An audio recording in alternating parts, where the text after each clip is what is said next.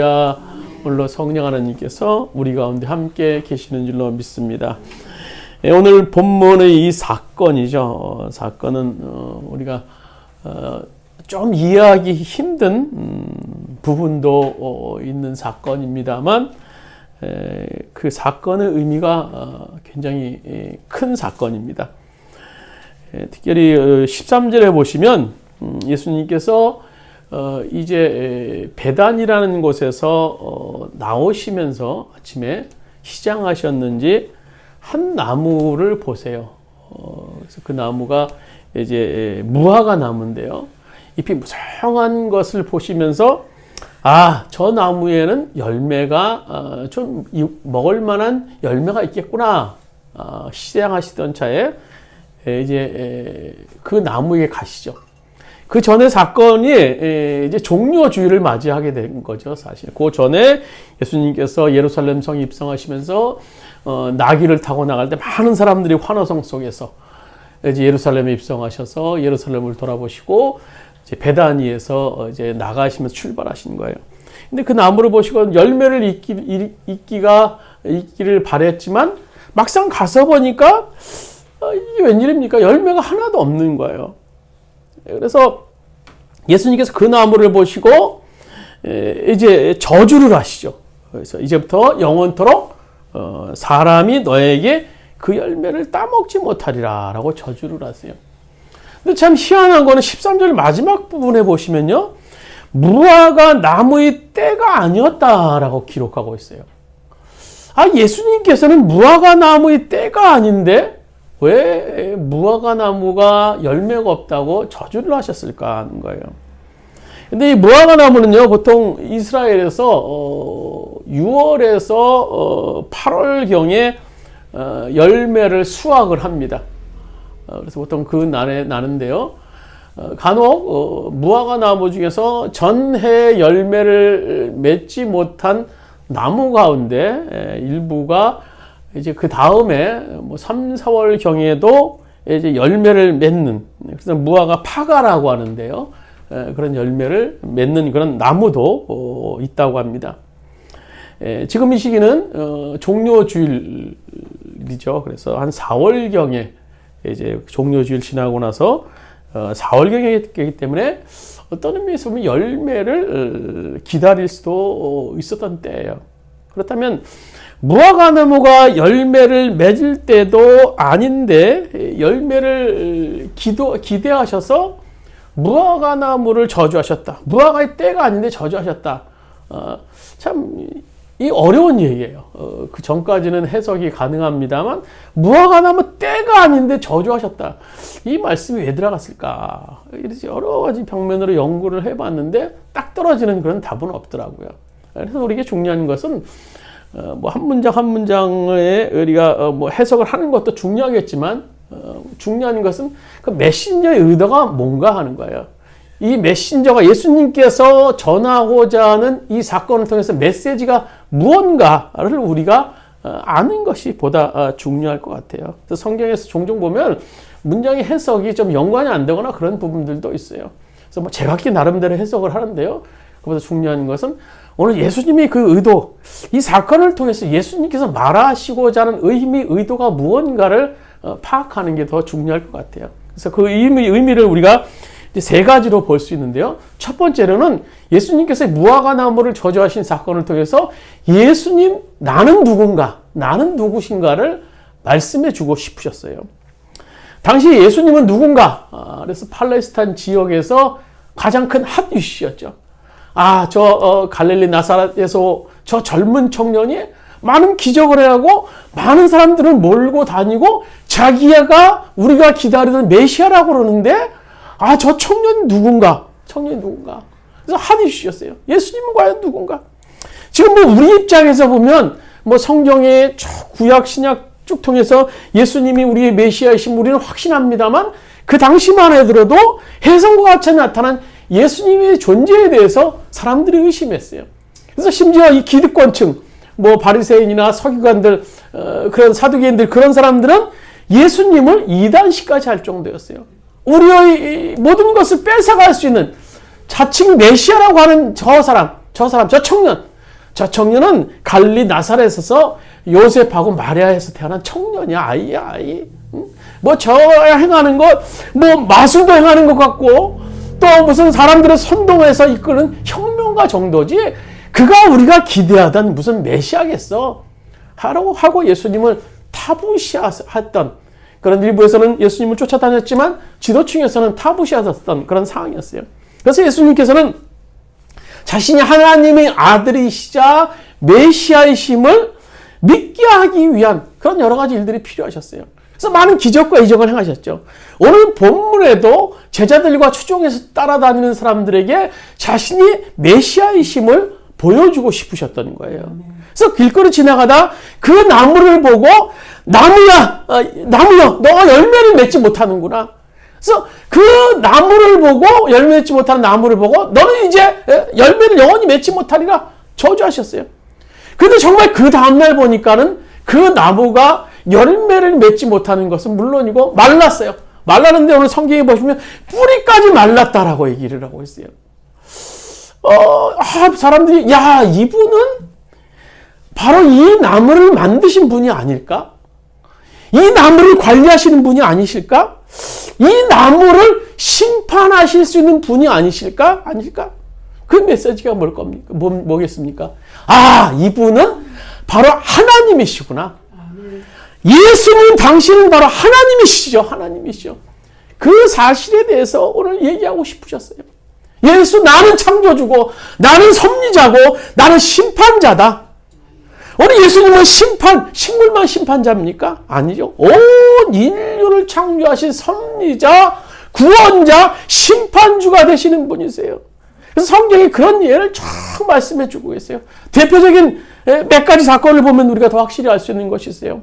어느 예수님께서 제자들과 함께 배를 타고 이제 가시죠. 예수님께서는 배 밑에 주무시고 계시는데 제자들이 난리가 났어요. 막 바람과 파도가 막 치니까 이제 죽을 것 같아요. 어찌할 수 없어서 예수님을 깨웁니다. 예수님께서 일어나셔서 어떻게 하십니까? 파도야 잠잠하라. 바람아 잠잠하라. 어떻게 했습니까? 바람과 파도가 복종했어요. 근데 사람들이 묻잖아요.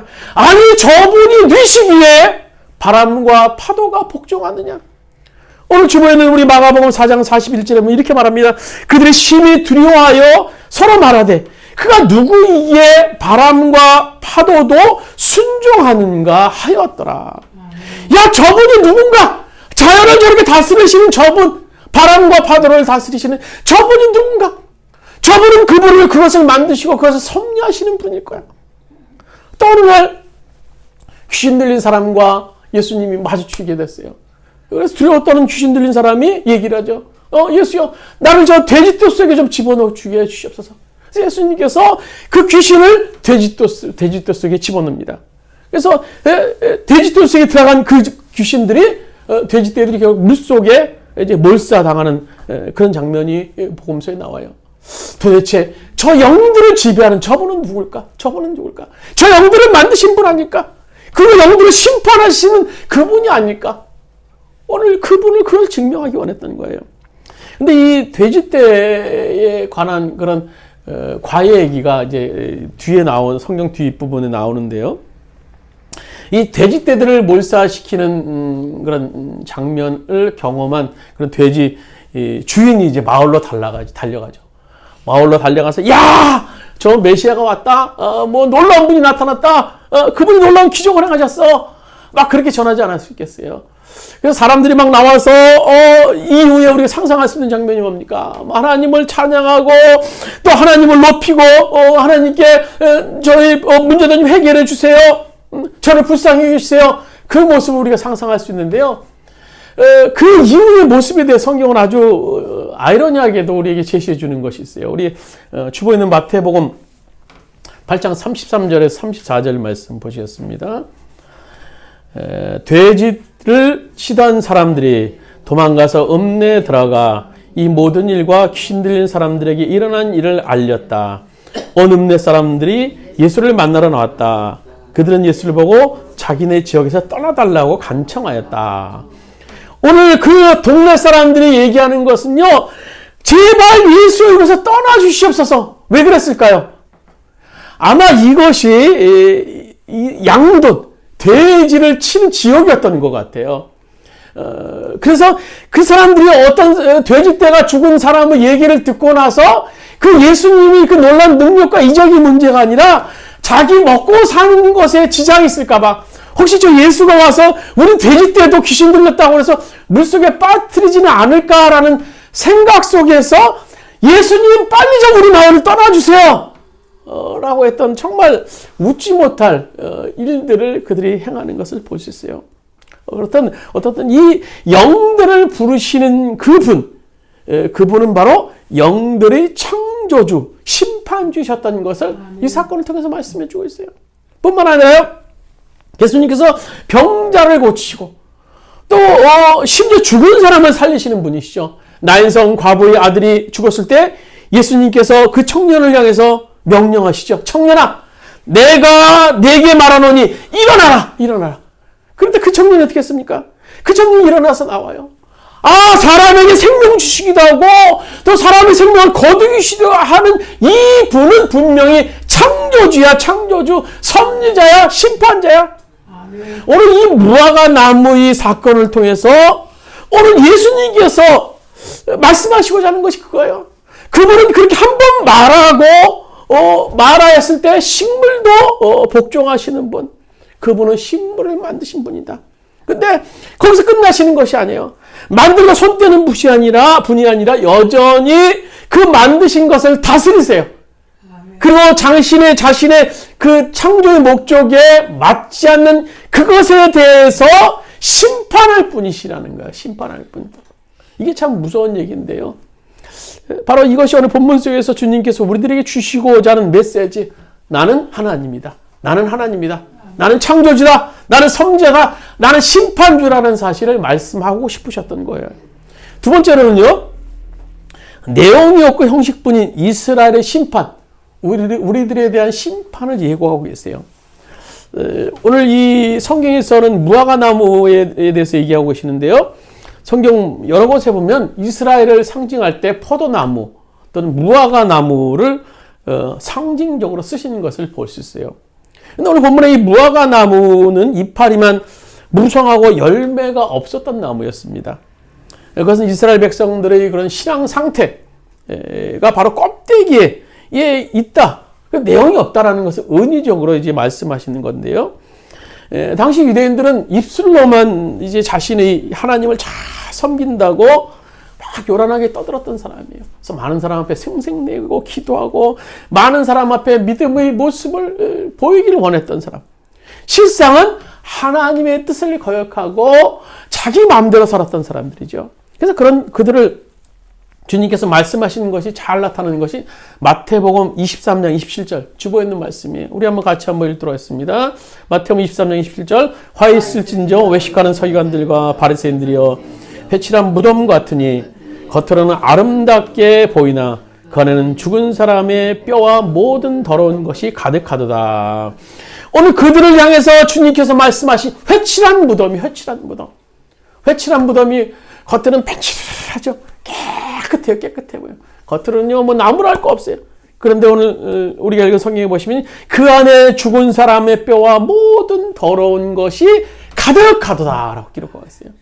그 안에 온갖 더러운 것들이 가득하면서 겉으로는 외식적으로 하나님을 잘 믿는 척, 경건한 척, 말씀을 잘 따라 순종하는 척, 복종하는 척 하고 있었던 것이 오늘 그 당시 이스라엘의 지도자, 또 백성들의 모습, 회칠한 무덤이라는 것입니다. 그들은요, 종교적 행위는 열심히 했어요. 자신들이 얼마나 종교적 행위를 잘 실천하는지 성경에 수없이 많아요. 그러나 자신들이 얼마나 끔찍한 죄인인지를 그들은 알지 못했어요. 그 안에 얼마나 더러운 것들이 존재하는지 알지 못했어요. 그래서 그는 메시아가 오셨지만 그분을 메시아인 줄 알지 못했어요. 이것은 단지 이스라엘 백성들의 이야기만이 아닐 겁니다. 이것은 오늘 우리들을 보고 주님께서 하신 말씀이에요. 우리 예배를 드리고 또 찬양도 열심히 하고 설교도 잘 들어요. 어느 누가 봐도 이제 우리는 종교 형식에 잘 적응하고 있어요. 그러나 그것은 어디까지나 형식입니다. 형식일 수 있어요. 이것이 진정 예배로 능력, 진정한 예배의 능력으로 나타나기 위해서는 어떻게 해야 됩니까?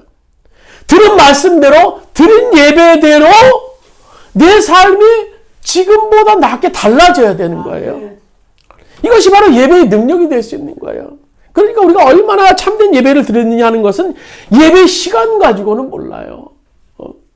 예배가 막 끝나고 나서 나가면서 알 수 있는 거예요. 그 다음에 집에 들어가서 남편을 향해서, 아내를 향해서, 또 주변의 사람들을 향해서 어떤 태도를 갖는가.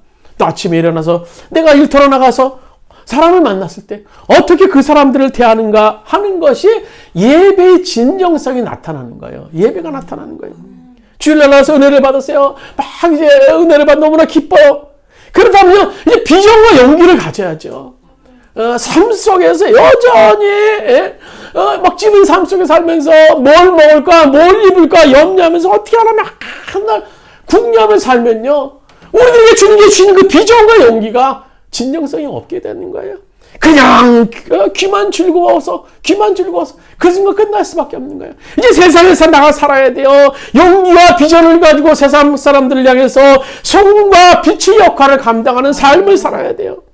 그렇지 않다면요, 잎사귀뿐인 무화과 나무에 불과할 수밖에 없는 거예요. 이파리만 무성하고 열매가 없는 무화과 나무.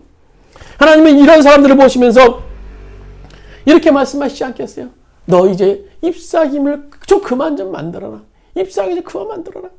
열매는 없고 잎사귀가 너무 많아서 이제 앞이 보이지 않아요. 근데 열매가 없어요. 내용이 없어요. 그럼 어떻게 하실까요? 오늘 내용 없고 잎만 무성한 나무를 예수님께서 어떻게 하셨어요? 끝내버리셨어요. 오늘 성경에 보시면요, 무화과 나무를 저주하신 사건 사이에 우리가 읽지 않았는데요, 그 본문에 끼어있는 사건이 있어요. 그것이 이제 15절에서 18절까지 말씀인데요, 성전 청결 사건이 예수님께서 샌드위치처럼 끼어있는 것을 볼 수 있는데요, 예수님께서 예루살렘 성전에 들어가서 이제 장사하고 막 돈이 오고 가는 그런 사람들을 보면서 막 다 쫓아내신 사건이에요. 당시 이 백성들이 이방인의 뜰에서 이렇게 이제 제사를 드리기 위해서 준비를 하면 그것에서 이제 장행위가 벌어져 있는데요. 근데 그곳에서 제사를 드리기 위해서는 제물을 물론 올려야겠죠. 근데 당시 제사장들은요, 흠없는 것만 해라라고 이제 얘기를 해서 그들이 흠없는 제물을 드리기 위해서 물론 가져오는 사람도 있겠지만 많은 사람들이 그 제물을 샀어요. 그리고 또 한편으로는 이제 많은 외국인들이 오게 되면요, 돈을 환전해서 유대인 돈으로 이제 헌금을 하게 했습니다. 그런데 그 과정에 소위 독과점이라는 게 있었어요. 그것을 제사장들이 가졌는데요, 제사장들이 물건을 사고 파는 독과점, 또 환전할 수 있는 독과점, 제사장들만 가지고 있었던 아주 독점적인 지위였어요. 그렇다면요, 제사장들이 밤낮 제사를 준비하고 제사를 집행해야 되는데 그 머릿속에 뭐가 있겠습니까? 돈만 있겠죠. 어떻게 하면 내가 돈을 더 많이 모을 수 있을까? 어떻게 하면 돈을 더 벌 수 있을까? 어떻게 아이디어를 짜서 좀 더 물건값을 좀 차익을 많이 남길 수 있을까? 그걸 왜 이제 제사장들이 궁리하지 않겠어요? 머릿속에 그것뿐이에요. 바로 예수님께서 성전을 정하시면서 내용이 없어져 버린, 오늘 성전으로서의 의미가 없어져 버린, 오늘 제사장으로서 또 예배를 드리는 자로서 그 없어져 버린 그들을 심판하신 것이 바로 성전 청결 사건이에요. 이것은 바로 잎만 무성한 무화과 나무를 저주하신 사건과 동일한 의미를 가지고 있었던 거예요. 오늘 우리에게 중요한 것은요, 예배를 통해서 내가 하나님을 만나고 받은 바 은혜를 가지고 세상에 나가서 사는 거예요. 사는 거. 그러나 우리 신앙이 만약에 내용 없이 그냥 이파리만 무성한 형식적인 신앙에 머문다면, 이파리만 무성한 무화과 나무를 저주하신 하나님, 또 시장에서 물건 파는, 성전에서 시장이 되어버린 물건 파는 그런 것을 심판하신 그런 예수님께서 우리도 저주의 대상이 될 수 있다는 무서운 경고를 말씀하셨던 겁니다. 그래서 오늘 본문에는 내용이 없는 형식적인 이스라엘, 우리를 심판하시는 것이 그 의미가 될 수 있어요. 마지막으로는요, 그럼 어떻게 됩니까? 우리가 열매를 맺어야 된다는 거예요. 주님께서 열매를 맺으라라고 말씀해 주고 계시는 거예요. 이 무화과 나무라는 것은요, 이 나무의 특성이 있어요. 그것은 오로지 열매만 존재해요. 열매. 그 나무가 땔감으로도 쓸 수 없고요. 그 나무를 사용해서 무슨 뭐 가구를 만든다든지 이런 목재용으로 쓸 수 없어요. 그 나무는 오로지 열매만을 위해서 존재하는 것이 무화과 나무예요. 꼭 한 가지 열매만을 위해서 존재해요. 우리는 이 땅에 존재하는 목적은 뭡니까? 하나님이 기뻐하시는 열매를 통해서요.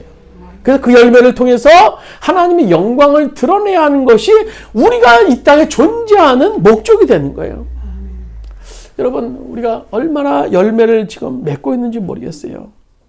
열매라고 한다면 뭐 남에게 복음 전해서 이제 예수를 믿게 하는 것, 또 내가 점점 예수님의 인격을 닮아가는 이런 인격적인 열매, 뭐 등등을 의미할 수 있겠는데요. 우리가 신앙생활 한 지 참 그렇게 지났는데도 얼마나 열매를 맺고 있는지 모르겠어요. 뭐 저부터도 그렇고요. 우리가 신앙생활에 열리는 오래됐지만 아직도 열매가 없다면 오늘 그 성경 말씀에 한번 귀 기울여 보시길 바랍니다. 오늘 본문에 열매 없는 이유에 대해서 오늘 예수님께서 베드로와 제자들에게 말씀하신 내용이에요. 첫 번째로는요, 열매가 없는 이유는 하나님에 대한 신뢰가 없었다라는 거예요. 신뢰, 하나님에 대한 신뢰. 하나님을 신뢰한다면 이제 달라져야 된다는 겁니다. 오늘 본문에 보시면 예수님께서 무화과 나무를 저주하셨어요. 오늘 14절에 보시면 이렇게 기록하고 14절 말씀 한번 같이 읽도록 하겠습니다. 14절 말씀입니다. 예수께서 남에게 말씀하여 이르시되 이제부터 영원토록 사람이 내게서 열매를 따먹지 못하리라. 오늘 예수님께서 이것은 성전 정화 전에 말씀하셨죠.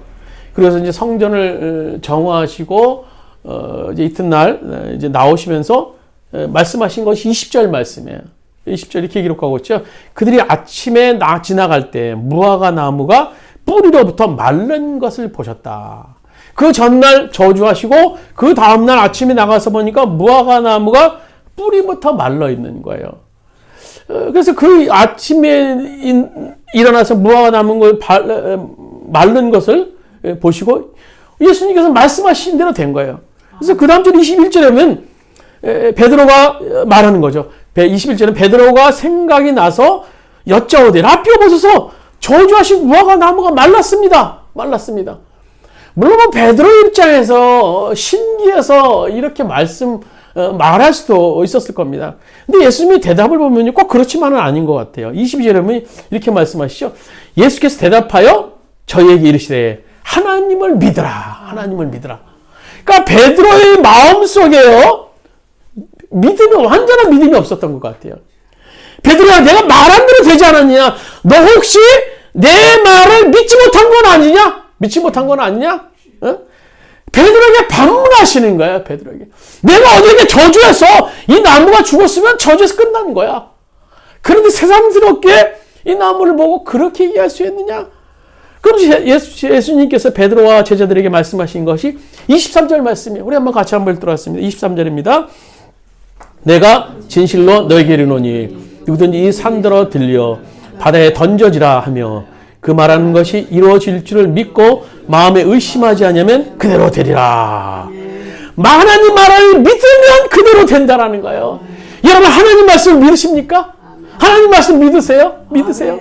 이 말씀이 진리의 말씀이고 이 말씀이 생명이고 이 말씀이 능력이라는 사실을 믿으십니까? 그렇다면 오늘 하나님이 말씀하시는 것을 우리가 신뢰하셔야 돼요. 신뢰하셔야 돼요. 너무나 근본적인 얘기가 될지 모르는데 하나님 말씀 믿으셔야 되는 겁니다. 근데 어느 순간에 우리들의 삶 속에 그런 믿음이 사라질 때가 있어요. 오늘 주님께서 베드로에게 그렇게 말씀하시는 거, 제자들에게 말씀하시는 거, 내가 정말 하나님을 신뢰하느냐? 하나님 믿느냐? 네가 나를 따라다니면서 그걸 믿지 못하느냐? 책망하시는 거예요. 어떤 분은 또 이러실 수도 있어요. 하나님, 목사님, 저 하나님을 신뢰해요. 신뢰해요. 믿어요. 분명히 믿어요. 그런데 왜 열매가 없어요? 열매가 없어요. 그렇다면요, 문제는 다음에 있죠. 하나님을 신뢰하는데 열매가 없다. 그 다음에 예수님께서 이제 묻는 것이 나와요. 그런 문제를 가지고 하나님께 믿음으로 기도해 봤냐라는 겁니다. 열매가 없는 두 번째 이유는요, 본문에서 기도가 없기 때문이라는 겁니다. 기도가 없기 때문에. 기도하지 않기 때문에 그렇다라는 거예요. 오늘 24절 말씀, 우리 같이 읽도록 24절 말씀입니다. 그러므로 내가 너에게 말하노니 무엇이든지 기도하고 구하는 것은 받은 줄로 믿으라. 그리하면 너에게 그대로 되리라. 너희가 하나님을 믿는데도 열매가 없다면 그것은 기도가 없기 때문이라는 거예요. 기도가 없기 때문이라고 말씀하고 계시는 거예요. 살아계신 하나님, 전능하신 하나님, 말씀대로 이루신 하나님, 무에서 영을 창조하신 하나님, 그 하나님을 참으로 믿는다면 이제 그 하나님 앞에 나와서 믿음으로 기도를 드리라는 거예요. 아멘. 기도를 이제 하나님 앞에 나와서 기도를 드리라는 거예요. 왜 내 삶이 이렇게 무기력합니까? 왜 내 삶에 열매가 없어요? 왜 내 삶에 기쁨이 없습니까? 왜 내 삶에 능력이 되지 못합니까? 활력이 되지 못합니까? 그것은 기도가 사라졌기 때문이라는 겁니다. 오늘 본문에서 주님은요, 기도의 제목을 제안하시지 않으셨어요. 기도의 영역을 제안하시지 않으셨어요. 무엇이든지 구하는 것은 받은 줄로 믿으라 라고 말씀해 주고 계세요. 받은 줄로 믿으라. 여러분, 세상에 이것보다 더 신나는 게 어디 있겠습니까? 막 신바람 나서 이제 기도해야 되지 않겠습니까? 무엇이든지 구하면 다 이루어 주신다. 또 야고보 4장 2절에는 너희가 얻지 못하면 구하지 아니하기 때문이다 라고 말씀해 주고 계세요.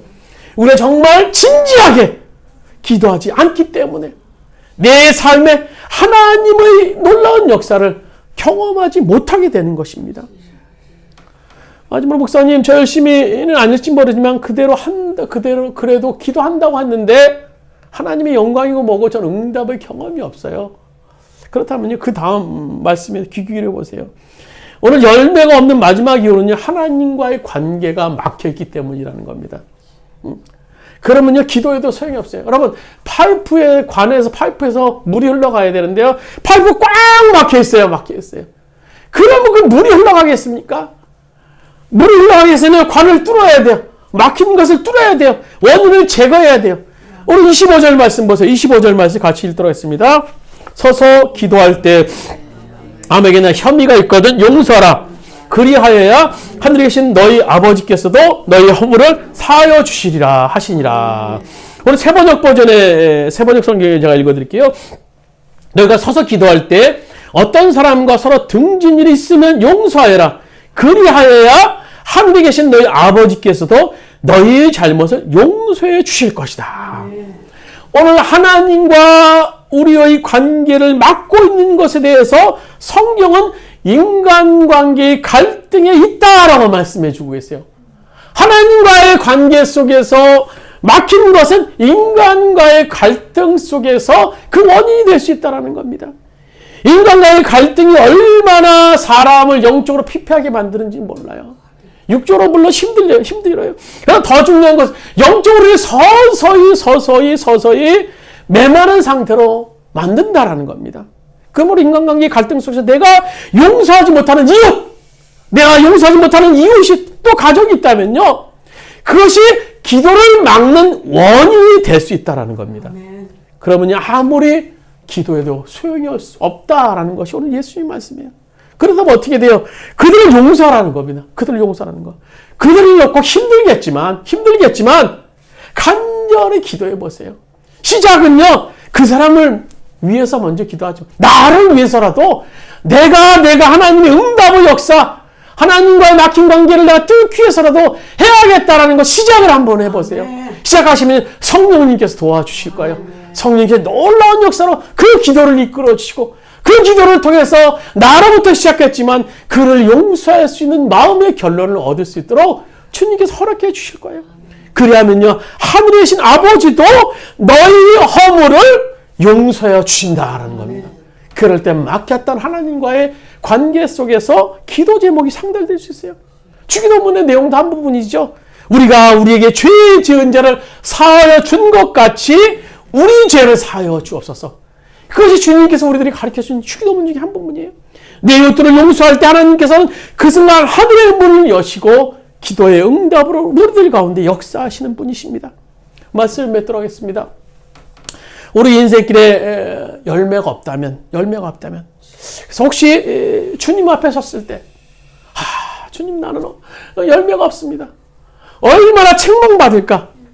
이 땅에서도 힘들지만 주님 앞에 섰을 때 두려운 것이 오늘 우리들의 모습이에요. 그렇다면요, 창조주 하나님 앞에 나와서 무릎 꿇고 그 분을 신뢰하시면서 기도해 보시길 바랍니다. 기도해 보시고, 기도해도 응답이 없으시다고요. 그렇다면요, 내 삶을 돌아보시고 내가 용서하지 못하는 사람은 누구인가? 내 마음속에 오늘 차지하는 그가 누군가? 나를 강팍하게 만드는 그가 누구인가 살펴보시고 그를 위해서 기도하시고 용서한다면요, 그 순간 하늘에 막혔던 문이 열리고 주님께서 주시는 놀라운 폭포수와 같은 은혜가 있을 것입니다. 그 주님을 신뢰할 수 있는 여러분 되시기를 주님의 이름으로 축원드립니다. 기도드리시겠습니다. 주님, 오늘도 우리 가운데 함께하여 주시옵소서. 우리의 삶이 그동안 그렇게 오랫동안 주님을 믿는다고 믿었고 주님을 사랑한다고 했지만 열매가 없습니다. 열매가 없습니다. 주님, 어떻게 됩니까? 주님 용서하여 주시옵소서. 주님 용서하여 주시옵소서. 주님을 믿습니다. 주님을 믿습니다. 이곳에 우리를 보내시고 이곳에 주원교회를 세우시고 이곳에 이 자리에 채우시고 오늘 이 설교를 듣게 하신 주님의 손길을 믿습니다. 주님을 신뢰합니다. 주님, 우리에게 열매가 있을 수 있도록 도와주시옵소서. 삶 속에 열매를 맺을 수 있도록 인도하여 주시옵소서. 오늘 내 삶 속에 오늘 나의 주님과의 관계 속에서 기도의 문을 막고 있는 것이 있지 않습니까? 주님, 우리 가운데 성령으로 역사하여 주시옵소서. 그를 위해 기도할 수 있도록 인도하여 주시옵소서. 그를 위해서 용서할 수 있도록 주님 인도하여 주시옵소서. 그래서 하나님과의 나의 관계 속에서 맺은 것이 풀어져서 하늘의 놀라운 복의 역사, 오늘로 복의 역사가, 오늘 하늘에 막혔던 것이 내려지는 놀라운 역사가 우리 가운데 이루어질 줄 믿습니다. 주님 인도하여 주시옵소서. 성령이 우리 가운데 함께하여 주시옵소서. 이제는 우리 주 예수 그리스도의 은혜와 하나님 아버지의 원하신 사랑하심과 보혜사 성령님의 감화 감동 내 교통하시는 종이 오늘 열매를 맺지 못하는 무화과 나무를 저주하셨던 하나님의 그 놀라운 심판하는 모습으로 우리가 바라보면서 우리 삶 속에서도 주님이 주시고자 하는 열매를 맺길 원하는 우리 모든 주원교회 성도들 머리 위에, 그의 가정과 사업장과 직장과 이 민족 위에, 이 땅의 모든 교회 위에 이제부터 오늘까지 함께 하시기를 간절히 축원하옵나이다. 아멘.